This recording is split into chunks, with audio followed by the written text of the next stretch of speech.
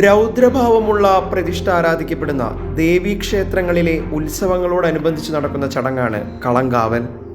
തെക്കൻ തിരുവിതാംകൂറിലെ അമ്പലങ്ങളിലാണ് ഇത് പ്രധാനമായും ആചരിക്കപ്പെടുന്നത്.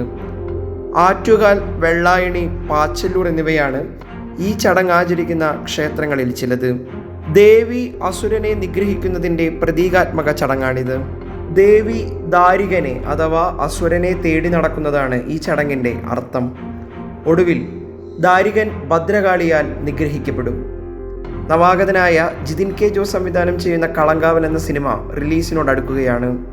കളങ്കാവൽ എന്ന പേര് സിനിമയ്ക്ക് നൽകിയത് മേൽപ്പറഞ്ഞ ഐതിഹ്യങ്ങളുമായി സിനിമയ്ക്ക് ബന്ധമുള്ളതിനാലാണെന്ന് സംവിധായകനും വെളിപ്പെടുത്തുന്നു. ദാരികൻ അഥവാ അസുരനായാണ് മമ്മൂട്ടി അവതരിപ്പിക്കുന്ന കഥാപാത്രം കളങ്കാവലിൽ എത്തുന്നത്. അതായത് തിന്മകളുടെ, മോശം പ്രവൃത്തികളുടെ പ്രതിരൂപം. വില്ലൻ വേഷത്തിലാണ് മമ്മൂട്ടി ചിത്രത്തിൽ അഭിനയിച്ചിരിക്കുന്നതെന്ന് നേരത്തെ തന്നെ ചില റിപ്പോർട്ടുകൾ ഉണ്ടായിരുന്നു. ഇതുമായി പുറത്തു വന്ന എല്ലാ അപ്ഡേറ്റുകളിലും മമ്മൂട്ടിയുടെ കഥാപാത്രത്തിന് ഒരു നെഗറ്റീവ് ഷെയ്ഡുണ്ട്. മറുവശത്ത് വിനായകൻ അവതരിപ്പിച്ചിരിക്കുന്നത് നായക വേഷമാണ്.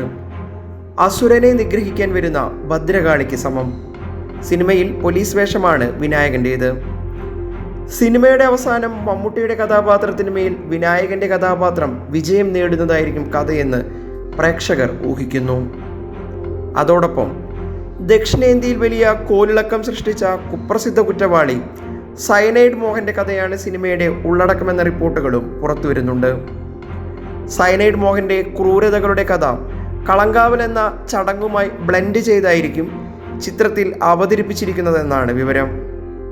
20ഓളം സ്ത്രീകളെ വിവാഹ വാഗ്ദാനം നൽകി പീഡിപ്പിച്ച ശേഷം സയനൈഡ് നൽകി കൊലപ്പെടുത്തി ആഭരണങ്ങൾ കവർന്ന് കുപ്രസിദ്ധനായ ആളാണ് സയനൈഡ് മോഹൻ എന്ന മോഹൻകുമാർ. കളങ്കാവലിൽ അതിക്രൂരനായ സ്ത്രീ പീഡകന്റെ വേഷത്തിലാണ് മമ്മൂട്ടി അഭിനയിച്ചിരിക്കുന്നതെന്ന് ജോൺ ബ്രിട്ടാസ് നേരത്തെ വെളിപ്പെടുത്തിയിരുന്നു. കളങ്കാവലിൻ്റെ കഥ ആദ്യം കേൾക്കുന്നത് പൃഥ്വിരാജാണ്. പ്രധാന 2 കഥാപാത്രങ്ങളിൽ ഒന്ന് ചെയ്യാൻ തയ്യാറാകുകയും ചെയ്തു. പിന്നീട് പൃഥ്വിരാജിൻ്റെ നിർദ്ദേശപ്രകാരമാണ് മറ്റൊരു പ്രധാന വേഷത്തിലേക്ക് സംവിധായകൻ മമ്മൂട്ടിയെ സമീപിക്കുന്നത്. പൃഥ്വിരാജും മമ്മൂട്ടിയും ഒന്നിച്ചു ചെയ്യേണ്ടിയിരുന്ന പ്രൊജക്ട് കോവിഡ് അടക്കമുള്ള പ്രതിസന്ധികളെ തുടർന്ന് നീണ്ടുപോയി. ഒടുവിൽ പൃഥ്വിരാജ് ചെയ്യാൻ ഉദ്ദേശിച്ചിരുന്ന കഥാപാത്രം വിനായകനിലേക്ക് എത്തി.